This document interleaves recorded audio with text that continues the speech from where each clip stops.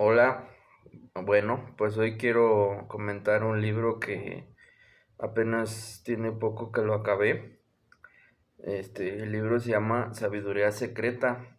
El subtítulo dice Sociedades ocultas y conocimiento arcano a través de las eras. Es de una autora que se llama Ruth Lindesdal. Ella es una escritora y astróloga inglesa que es especialista en estudios acerca del Renacimiento. Ha tenido otros libros acerca de hermetismo y creo que también tiene uno sobre magia y brujería. Pero en este texto nos plantea una idea que se me hizo bastante interesante. Bueno,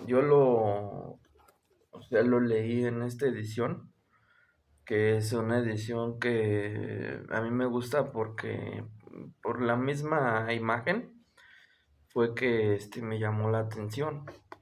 Este es el árbol de la vida de los cabalistas judíos, que se dice que aquí está contenida la nomenclatura de los diferentes nombres de Dios o de los distintos atributos esenciales que tiene y de lo que cada uno significa.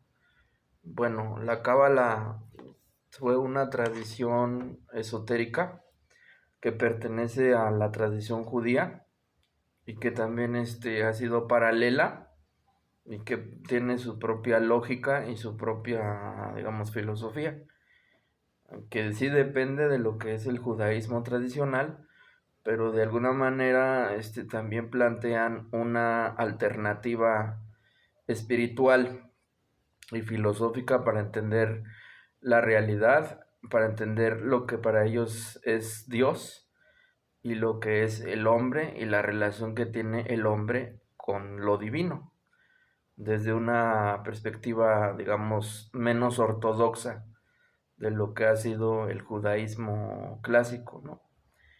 Bueno, en este libro, a propósito de esto, de lo que ahorita dije, se nos habla de que todas las religiones han tenido al menos dos dimensiones o dos caras de la moneda, se podría decir.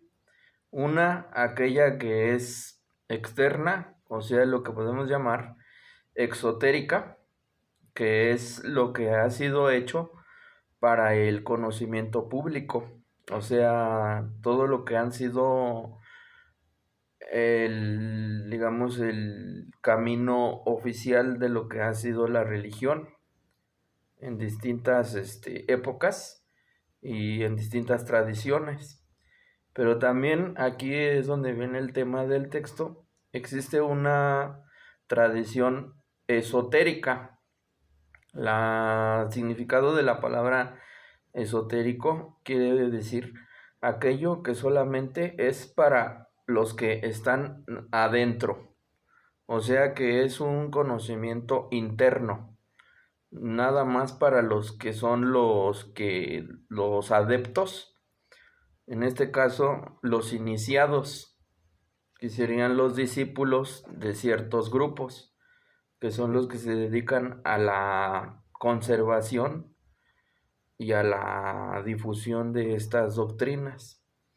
Entonces aquí lo que nos plantea el texto es que esta tradición esotérica siempre ha existido a lo largo de la historia y dice que ha planteado una alternativa espiritual y filosófica que ha, digamos, complementado lo que ha sido la religión oficial o digamos que puede decir, la ortodoxia de todas las religiones, porque todas las religiones, han ofrecido un camino para poder alcanzar la iluminación, el conocimiento de Dios y la felicidad en este mundo, pero sobre todo en el otro mundo. Y son muy estrictos y son muy cuadrados en sus, digamos que en sus planteamientos. Y en cambio estas tradiciones dice que han ofrecido a las personas pues la posibilidad de alcanzar el conocimiento de lo divino o algunas experiencias que han llevado a las personas a tener la posibilidad de transformar sus conciencias, su pensamiento, su espíritu y en consecuencia han podido transformar su vida. ¿Y en qué se basan estas experiencias, no? Entonces, ya cuando empieza el texto, hace una división sobre distintas tradiciones esotéricas que han sido las que han llevado a esta tradición a que siga subsistiendo hasta la actualidad. E inicia precisamente por la cultura griega. Sabemos que la cultura griega tenían una religión que era la religión homérica, o sea, todo lo que fueron los dioses griegos a través de su tradición poética que había sido consolidada por la figura de Homero, pero que ya venía de una tradición oral. Y ahí es donde, digamos, los griegos hablaban sobre una multiplicidad de dioses antropomórficos, en donde cada uno pues tenía distintas funciones y también ciertas características. Y los griegos pues conformaban sus ritos y sus ceremonias de acuerdo a ciertas tradiciones.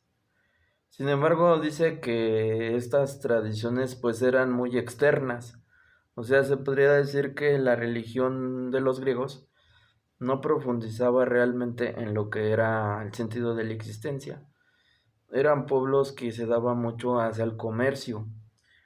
Y ya después, cuando llegó precisamente la filosofía a los pueblos griegos, fue que precisamente se empezó digamos, una tradición más espiritual que lo que había sido la religión oficial, que era más un elemento de cohesión social, más que una herramienta para la transformación interna, como ya lo fue después, como dice aquí en el texto. Pues la religión oficial en los griegos pues no tenía mucha profundidad. ¿Y cómo fue que le vino esa profundidad? Dice que a la par de todo esta dimensión exterior de lo que eran los dioses griegos, porque también hay que mencionar que en la cultura griega no había como tal una autoridad eclesiástica, como sí lo hubo en las religiones monoteístas, tanto occidentales como orientales. Entonces, a diferencia de otras culturas en donde sí existían sacerdotes que tenían el control de lo que eran las creencias, porque fueron religiones de libro. O sea, ellos tenían un cuerpo, digamos, o sea, tenían un texto en donde ellos basaban sus doctrinas y defendían esos textos como si fueran palabras de los dioses. En el caso de los judíos se dio lo que fue la Torá, o sea, el Antiguo Testamento. Bueno, parte de lo que dice el Antiguo Testamento viene de la Torá, que es el Pentateuco, o sea, los 5 primeros libros de la Biblia en el Antiguo Testamento vienen de la Torá, desde el Génesis y todos los que vienen después. En el caso de los judíos tenía la Torá.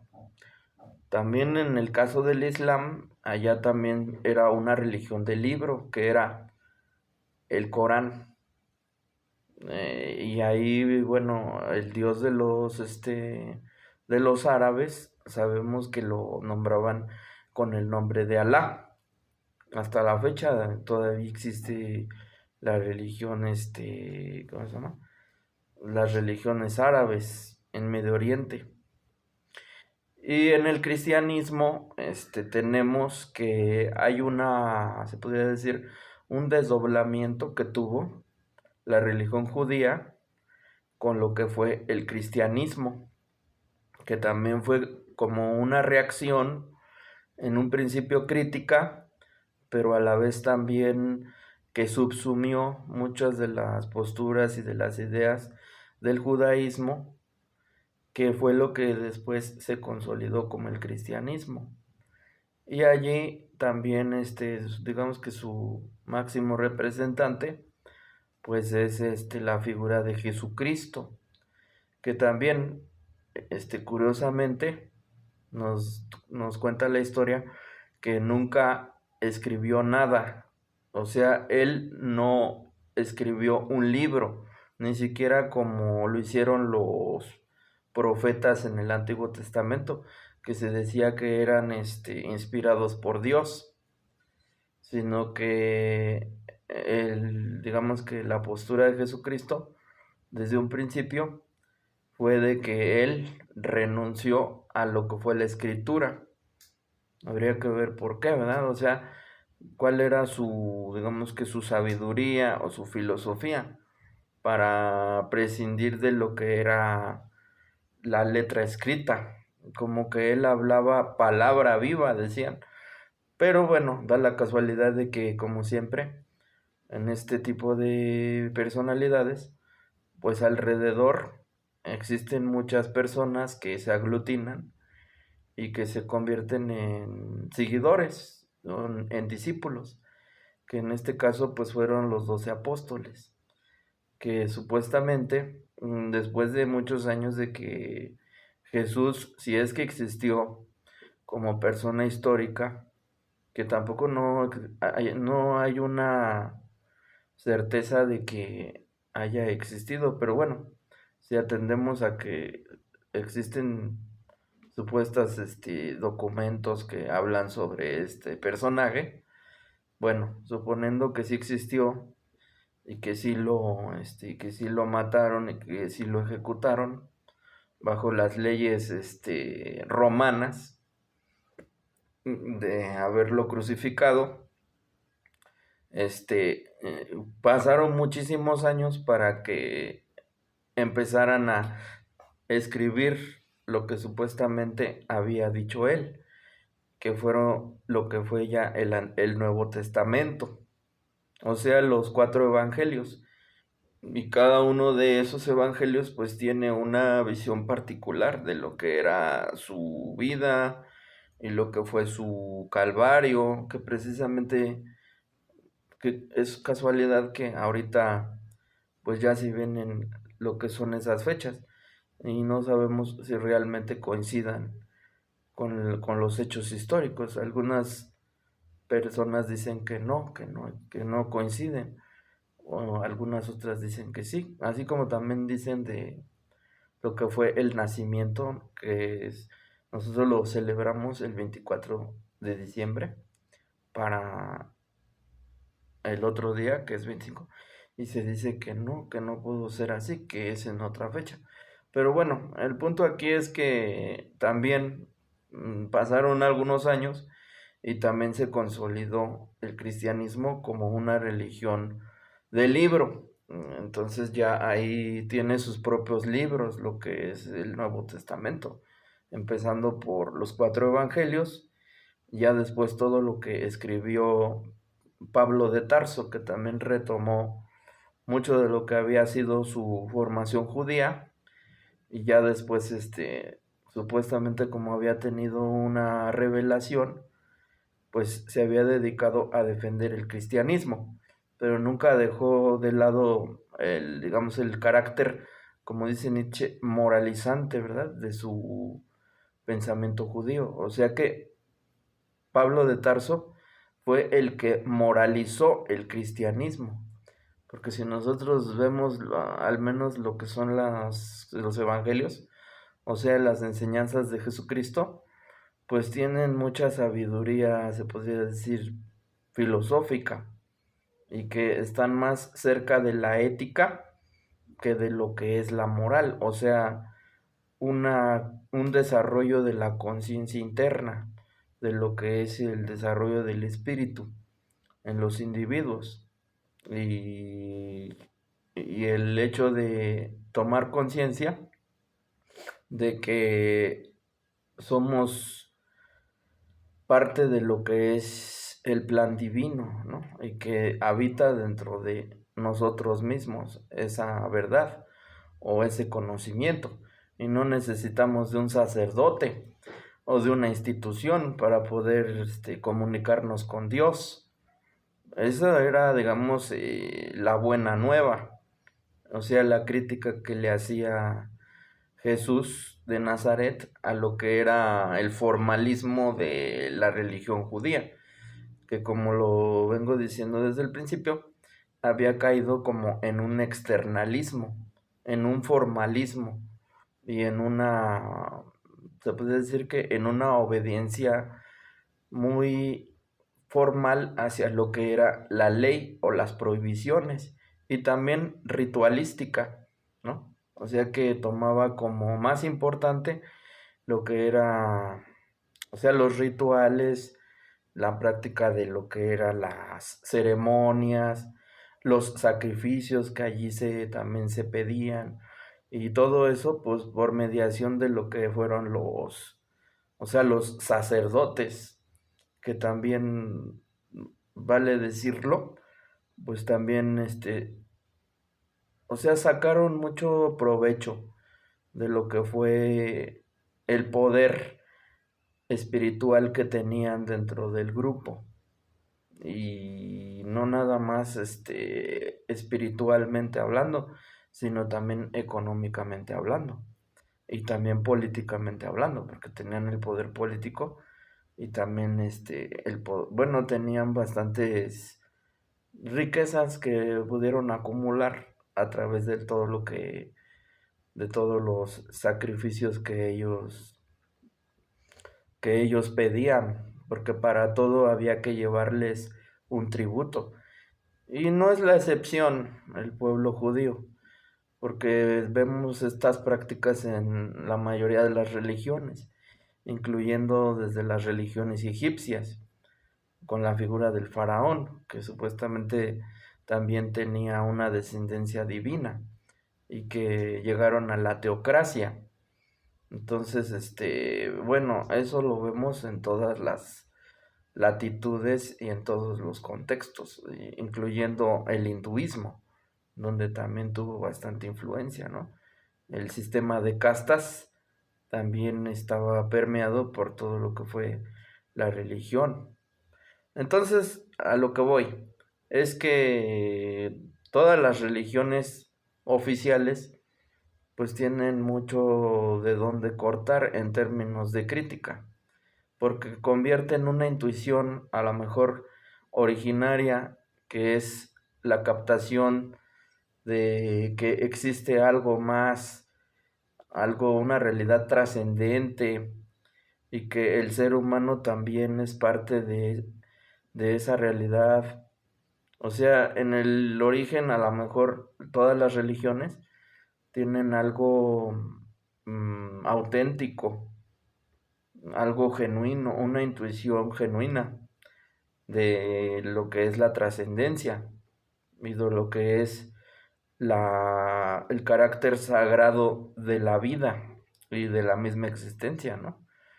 Pero inmediatamente después, como también tienen una función social, pues ya se podría decir que se privilegia dicha función, empieza a moralizarse a través de ciertos principios, a través de ciertas jerarquizaciones y de ciertos privilegios políticos que tienen los líderes, incluyendo el derecho a los tributos o a las ofrendas, que hasta la fecha pues todavía vemos, ¿no? O sea, en las iglesias católicas pues todavía se quedó la práctica de lo que son las limosnas. Claro, sí tienen que mantener de alguna manera, pero anteriormente pues no era voluntario, era obligatorio.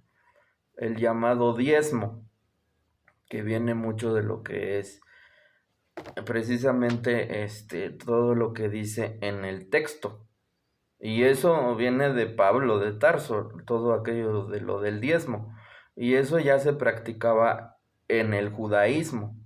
Y hasta la fecha se sigue practicando. O sea, todos los que practican esa religión tienen la obligación moral, pero además religiosa, de rendir tributo, o sea, a través de aportaciones que tiene un cierto porcentaje de lo que ellos ganan. Y así les ha funcionado. Y también los grupos cristianos, que también, bueno, ese también fue otra división que tuvo la iglesia cristiana ya en el, ya en el siglo XVII, de lo que fue la reforma y la separación que tuvo el cristianismo y el protestantismo en relación a lo que había sido el cristianismo en toda la Edad Media, o sea, la Iglesia Católica ortodoxa y romana. Pero hasta la fecha los grupos cristianos, o sea, protestantes, siguen practicando lo que es el diezmo. Y no es voluntario. Él te dice que es voluntario, pero la realidad es de que en realidad es de que están obligados al hecho de pertenecer a esa religión. Ya los obliga moralmente hablando a seguir o sea, dando sus aportaciones correspondientes, ¿no? Pero tiene mucho significado lo que es, o sea, el sacrificio, el renunciar a una parte de lo que te ganas con tu trabajo. Porque aquí está la idea de que no, el individuo por sí mismo no es la causa absoluta de todas las bendiciones que tiene, ¿no? Porque ya desde el hecho de que tiene vida, desde que tiene capacidad de poder trabajar, de poder pensar, de poder generar riqueza, de todos los elementos que tienen que combinarse para que una persona pueda ser capaz de conseguir los recursos para subsistir, y no nada más ella, sino también la gente que depende de él. Se dice que, bueno, hay un elemento, se podría decir, sagrado, que coadyuva a que se combinen todos esos elementos y entonces sea posible generar riqueza a través del trabajo. Y hasta cierto punto tiene mucho sentido eso, porque estamos acostumbrados a pensar que todo lo que tenemos es gracias a nosotros, a nuestra gran capacidad, a nuestra gran, porque somos magníficos y somos muy capaces. Y en realidad basta cualquier elemento que salga dentro de lo que es el orden y de lo que es, o sea, la normalidad, para que todo se pueda destruir. O sea, hay mucho se puede decir pues no de azaroso, pero sí de extraordinario en el hecho de poder subsistir a costa de cualquier tipo de circunstancia, ¿no? Entonces, eso se le atribuye precisamente a la figura de la divinidad. Y como da la casualidad de que todas esas figuras tienen representantes en la tierra, que fueron elegidos o fueron ungidos, entonces, pues ellos son los que administran ese pequeño excedente. Ujú. Y que también allí entra mucho la lógica de que lo que tú das, lo que te nace y no es lo que te sobra, porque muchas veces estamos acostumbrados a dar nada más lo que nos sobra.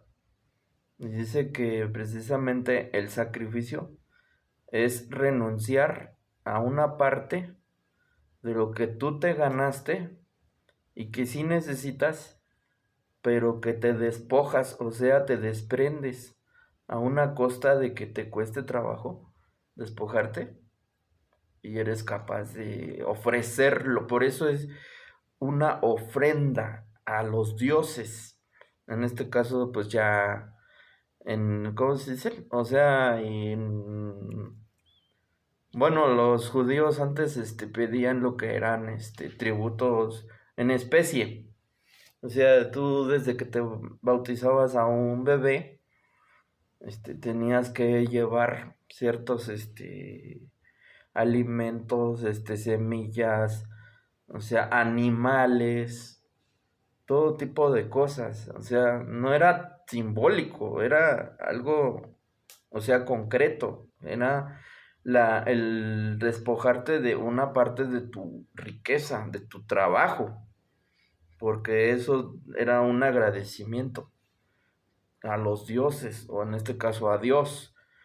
Pero la trampa, o sea, toda la lógica es muy bonita, pero aquí la trampa es que siempre hay uno que es el que es más abusado y que siempre se pone como que él es el administrador de dichos, de dichas de dicha de dichas, ofrendas o de dichos excedentes, ¿no?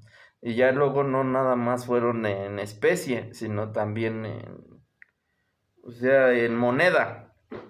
Y hasta la fecha, pues ya no se acostumbra. Todavía en los pueblos la gente ahora sí que a los padres o todo eso, pues todavía tienen la costumbre de que a veces les llevan algún, que la gallina, que el guajolote, que el marranito, todo eso. Pero ya principalmente es aportaciones en efectivo, ¿no? ¿Y a dónde se van todos esos ingresos? Por ejemplo, las limosnas, pues sí, o sea, sirven para lo que es el mantenimiento de las iglesias en toda su estructura y en su organización, pero también mucho se dice que lo gestionan desde, ahora sí que desde el Vaticano, ¿no? Y nada más basta ver todo el dinero que tiene el Vaticano, ¿no? O sea, tienen ahora sí que exceso de riqueza.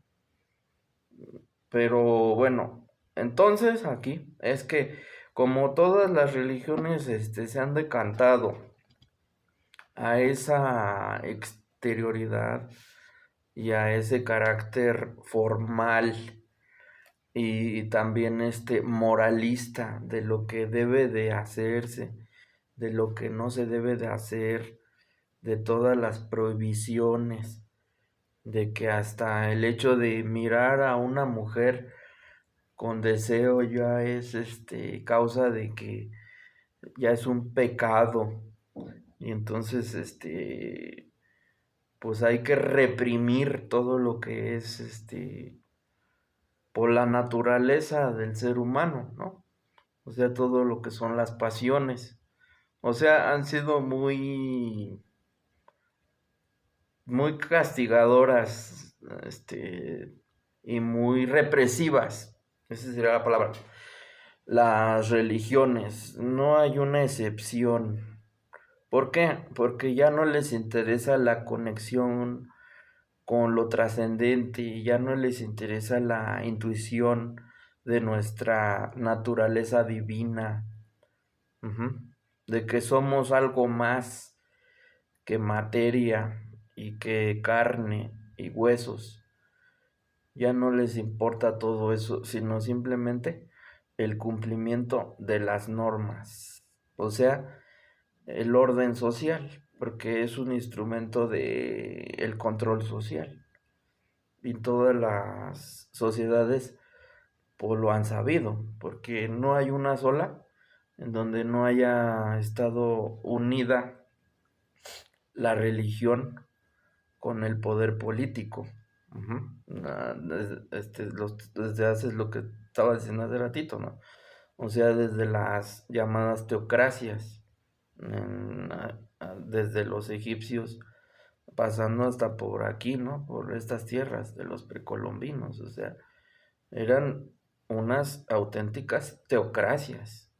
O sea, el poder político lo basaban en lo que eran o sea, todo lo que fue la mitología, la religión, toda la cosmovisión, que por más riqueza que tiene y también tiene un núcleo metafísico de lo que es una visión de la realidad, sí, pero se han ido mucho hacia lo social, hacia lo moral y hacia lo político, ¿no?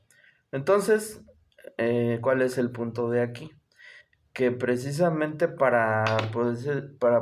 como dijeran, para neutralizar ese carácter tan, tan formalizante que han tenido las religiones, han existido una serie de tradiciones alternativas que no son independientes porque nacen de dichas tradiciones, pero que se presentan como una opción menos represiva y más espiritual, en donde le ofrecen a las personas la posibilidad de saltarse todos los lineamientos morales y todo lo que han sido o sea, los rituales tradicionales de las religiones para poder conectar con ciertas verdades o ciertas experiencias que tienen como finalidad transformar sus mentes y sus conciencias para poder transformar sus vidas. Ujú. Y entonces, ser, a lo mejor tener una consecuencia de dichas experiencias. Ujú. Después de haber captado ciertas verdades que también han sido coordinados por ciertas personas o ciertos grupos que se hacen llamar ciertos iniciados, que supuestamente también han tenido ciertas revelaciones. Ujú. Y entonces han querido compartir ese conocimiento a la humanidad, pero precisamente como se han visto, o sea, como se presentan como una opción espiritual, pues no han sido bien vistas por las religiones oficiales. Entonces, a veces han tolerado que existan estos grupos alternativos, ajá, o sea, místicos, ajá, porque ellos, van a privilegiar lo que es el misterio. O sea, no llegamos a Dios a través de la Biblia o a través de la lectura o a través de los sacerdotes o de las autoridades eclesiásticas, sino que podemos llegar de manera directa, sin pasar una mediación ortodoxa. Sin embargo, también estos grupos también han planteado ciertas prácticas que ellos han llamado como ritos de iniciación, porque entonces se han mantenido ocultas precisamente por su carácter heterodoxo y digamos alternativo.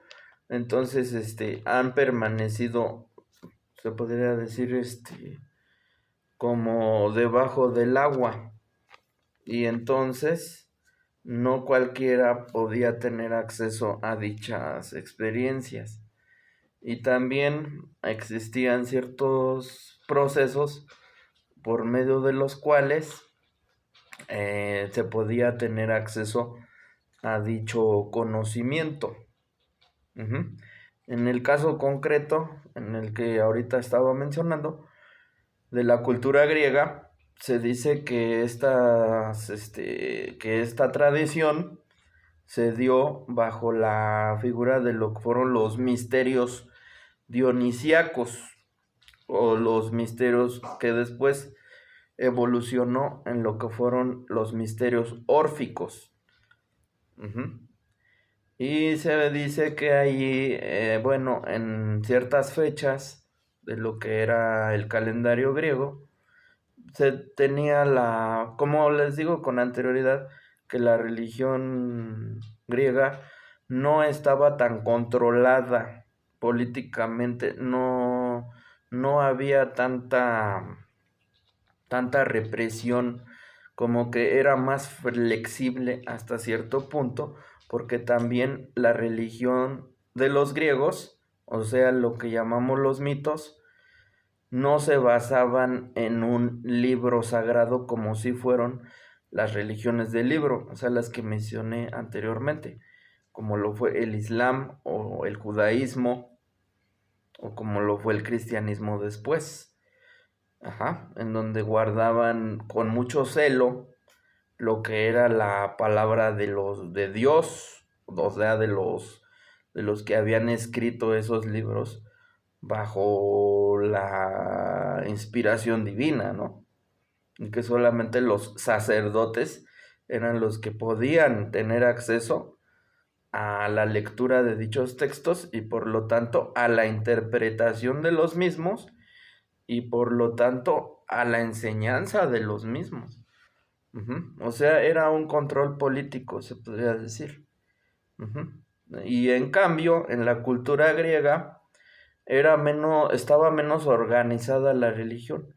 Se podría decir que era algo más natural, porque venía de una tradición oral que no se había consolidado en lo que fue un texto.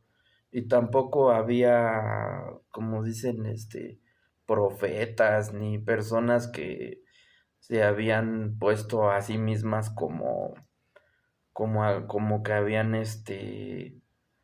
tenido el conocimiento de lo divino, sino que simplemente era de dominio popular todo lo que fueron los mitos. Y también tiene una particularidad lo que fue la religión griega, porque fue muy, como que echó mucho acerca de la imaginación, de todo lo que fueron estos relatos, muy, se puede decir hasta cierto punto, literaria, de tal manera que ni siquiera digamos que la mitología griega se terminó consolidando no en una religión oficial, sino más en lo que fue la poesía y la tragedia griega. O sea, de tal manera tenía ese contenido literario y de imaginación que se terminó convirtiendo en lo que fue la tragedia griega, o sea, en la poesía trágica. Ujú. Entonces, pues no tenía como tal una autoridad que dijera cómo se interpretaban, los mitos. Y entonces eso causaba que esos mitos se fueran, transformando y entonces ya no fueran los mismos, sino que cada vez, los iban cambiando conforme iba pasando el tiempo o pasaban de una región a otra, pues la gente les iba cambiando y entonces ya fue como el teléfono descompuesto, podríamos decir. O sea, no hay una versión única de lo que es la historia de los dioses griegos, porque no había como tal una autoridad que velara por la interpretación de las, sí, de los relatos, de lo que era todas las aventuras de los dioses y todo eso, ¿no?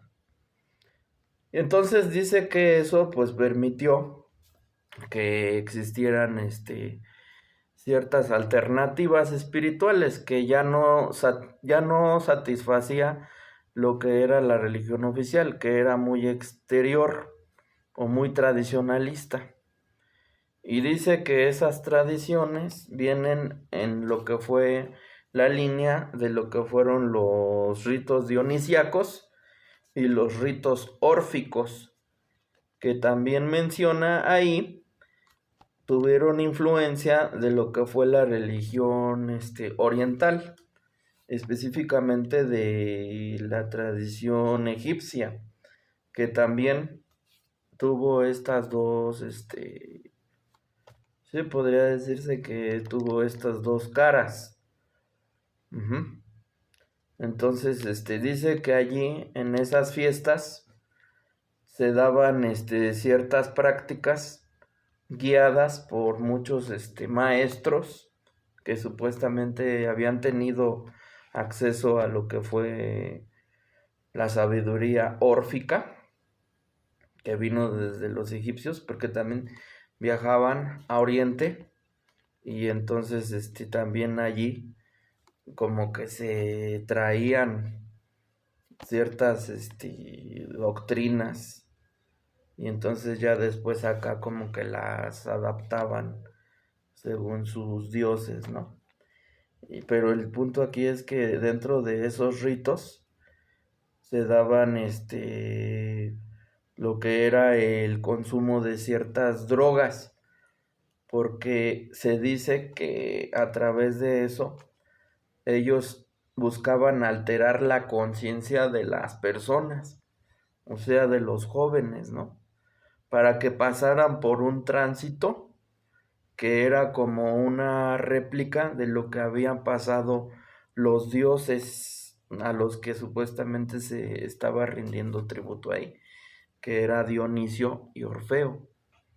Entonces, se dice que a través de o sea, de la disgregación de la identidad, se buscaba una experiencia mística, o sea, el que se ampliara la percepción y se pudiera,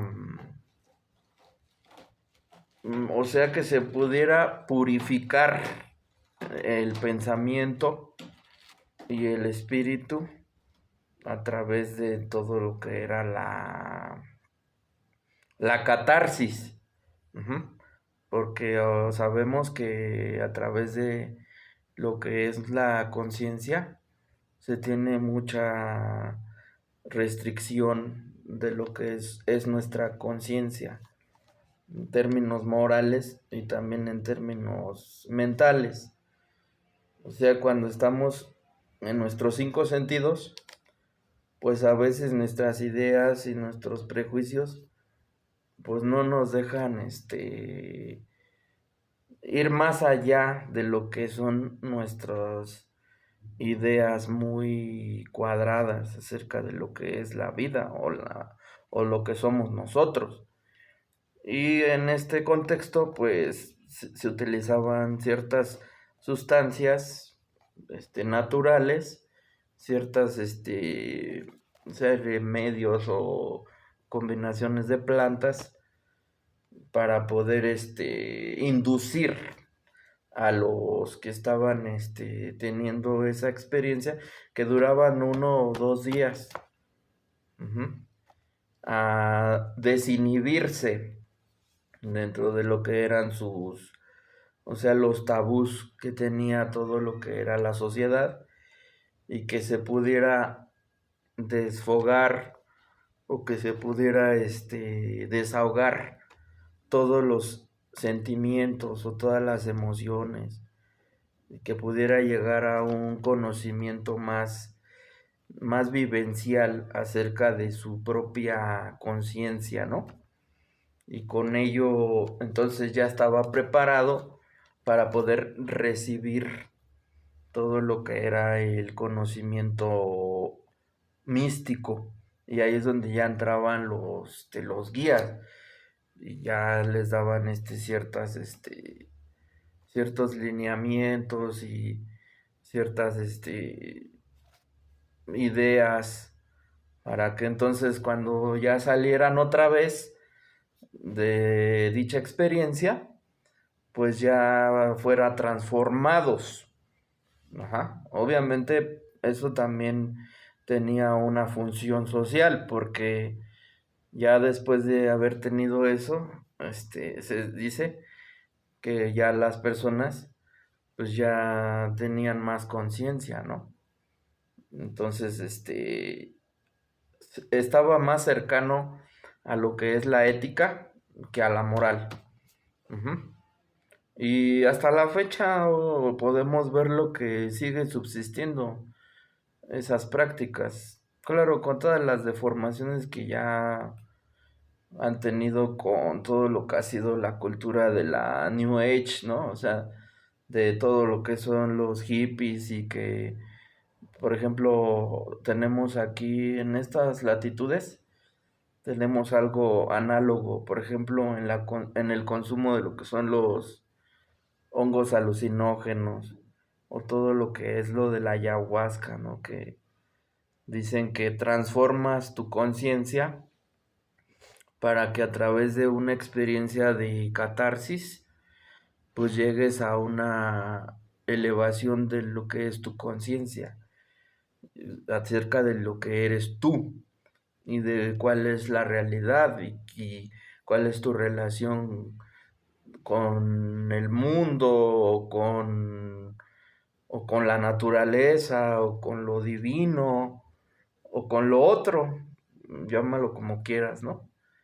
Entonces, pues mucha gente, hay testimonios, pues que sí han tenido un crecimiento espiritual, o sea, una transformación interna. Y eso, pues, ha repercutido en su vida personal, porque hay mucha pérdida de sentido también. Lo que pasa es que estamos viviendo una época muy oscura en cuanto a lo que es la relación que tenemos primero con nosotros mismos. Estamos muy desconectados de lo que es nuestro núcleo, se podría decir, ¿no? O sea, y luego alrededor de nosotros también, o sea, a pesar de que hoy en día hay mucha gente, estamos en una sociedad muy masificada, pero hay mucha desconexión de lo que es el individuo con los otros. Cada vez hay menos armonía, cada vez hay menos amabilidad, cada vez hay menos empatía. Entonces, pero todo eso tiene muchas causas. Entonces se dice que, y ya ni digas, o sea, la tercera dimensión que es, hay una desconexión absoluta de lo que es nuestra relación como seres humanos con algo más o con algo divino, con algo trascendente. Hay una total desconexión. Entonces, es ¿cómo le dicen? O sea, el imperio, la primacía del ateísmo científico-tecnológico, que también tiene un trasfondo se podría decir, de control. Ajá. ¿Y dónde queda lo espiritual? ¿No? Entonces, regresando al punto, se dice que precisamente en lo que fue la cultura griega, ya empezaba dicha desconexión de lo espiritual, aunque todavía existía mucho la conexión hacia lo social, pero precisamente, o sea, lo espiritual ya también se estaba perdiendo. Entonces dice que esas tradiciones pues tuvieron mucha importancia dentro de lo que fue o sea, el conocimiento de lo divino. Ajá. Que daban ese tipo de prácticas, como lo fueron los misterios órficos y los misterios eleusinos.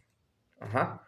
pero, o sea, hay que recalcar, igual no era tan, o sea, sí era tolerado, pero por lo mismo de que la religión de los griegos no fue tan ortodoxa ni tan cuadrada, sino que era algo más de dominio público y era más flexible. Les importaba más la política a los griegos que lo que era la religión. O sea, la religión era como de dominio público, pero no había alguien que tuviera la autoridad. Y también practicaban mucho lo que es o sea, la adivinación a través de lo que fueron los oráculos. Ajá. O sea que ahí también se puede ver que también llevaban lo que es la intuición. Ajá. No fueron tan filosóficos ni tan racionalistas como nos los quieren hacerlos ver, porque lo que fue la filosofía y la ciencia ya fue algo que llegó a los griegos ya muy tarde, ajá, que fue en la época clásica, aproximadamente en el 300 antes de Cristo. Bueno, se supone que los primeros griegos surgieron desde el siglo VII, pero ya digamos en forma, lo que fue el auge de la filosofía clásica, pues fue en el siglo III antes de Cristo. Pero la cultura griega es muy antigua. Entonces, antes de la filosofía ya existía lo que era la religión. Así en ese aspecto, como ya lo dije anteriormente, de lo que fue la tradición oral, en lo que fueron los mitos, y precisamente esa otra variante que fue la variante mística o esotérica, en la línea de lo que fue los misterios.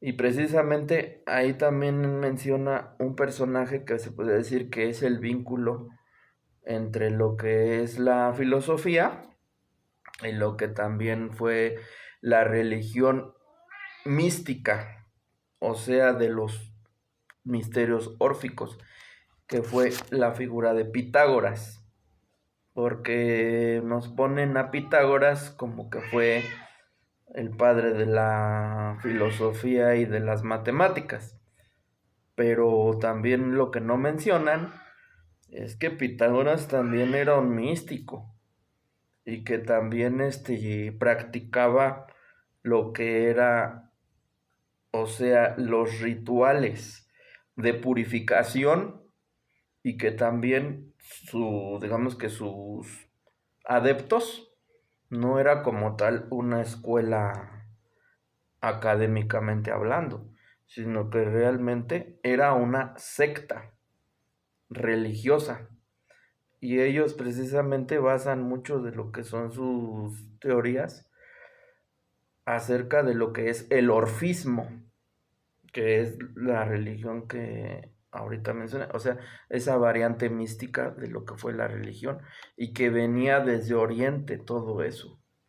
Y entonces dice en el texto que precisamente desde lo que fue la tradición órfica, y lo podemos ver en la escuela de Pitágoras, es la primera vez que se habla en Occidente de lo que fue la inmortalidad del alma en Occidente, porque eso ya lo venía desde las culturas orientales. Siempre se ha planteado que el alma del hombre subsiste después de la muerte y que repercute en esa existencia ulterior lo que hacemos en esta vida, o sea, nuestra forma de vivir, o sea, el bien que hacemos en vida y el mal que hacemos en vida repercute en lo que vamos a seguir subsistiendo. Entonces también de alguna manera tiene una implicación moral, o sea, todo lo que es este planteamiento. que buscan el orden de lo que es la conducta en este mundo. Ujú. Y bueno, de eso también abrevó mucho el cristianismo, y ya ni digas el judaísmo, ¿no? En donde ya lo plantean como un castigo. El hecho de hacer el bien en esta vida, pues va a ser premiado en otra vida con el paraíso, o sea, la contemplación de Dios y poder existir para toda la eternidad gozando de su presencia. Pero ¿qué pasaría si no seguimos los lineamientos que nos dicta la religión? Entonces vamos a pagar infinitamente nuestros pecados. ¿En dónde? En el infierno. Que también eso del infierno ya existía en todas las religiones. O sea que la religión cristiana es un refrito de muchas religiones orientales y de muchas filosofías orientales y también occidentales, ¿no? No hay nada original, podemos decir, ¿no? Incluso se dice que todo esto de lo de este Jesús de Nazaret y del el sacrificio que tuvo para poder redimir a la humanidad de el pecado en el que había caído y por el cual estaba separado de Dios, pues ya es un relato que se dice ya también estaba presente incluso en la mitología egipcia, en la figura de Osiris, y no nada más Osiris, sino también el mismo Dionisio. Ujú. Entonces, se dice que, y también en la religión hindú, se habla que ya también, o sea, se pueden establecer ciertas analogías si estudiamos las religiones y parece que se repiten ciertos esquemas. Entonces eso es lo que nos llevaría a preguntarnos si realmente existieron estos personajes históricamente o si existieron, pero después también fueron transformados por el imaginario colectivo en todo lo que nos dicen y cómo es de que coinciden a pesar de que existe tanta distancia geográficamente hablando y a veces hasta temporalmente hablando, y cómo es que vuelven otra vez a coincidir en este tipo de planteamientos, ¿no? Entonces, ¿a qué iba? Que precisamente, existieron estas doctrinas mistéricas que permitían a las personas operar una transformación dentro de su espíritu para poder captar la verdad de manera directa, uh-huh, sin la necesidad de pasar por todos los lineamientos de lo que es la religión oficial, que era comandada por una autoridad. Bueno, en las otras opciones, no en la griega, que ya dijimos que no tenía una autoridad como tal. Y entonces lo que dice en el texto es que estas tradiciones pues han subsistido a lo largo de lo que ha sido la historia. Es una tradición esotérica que se ha mantenido oculta y que también ha sido protegida por ciertos adeptos y ciertos iniciados, ¿no? Y ha tenido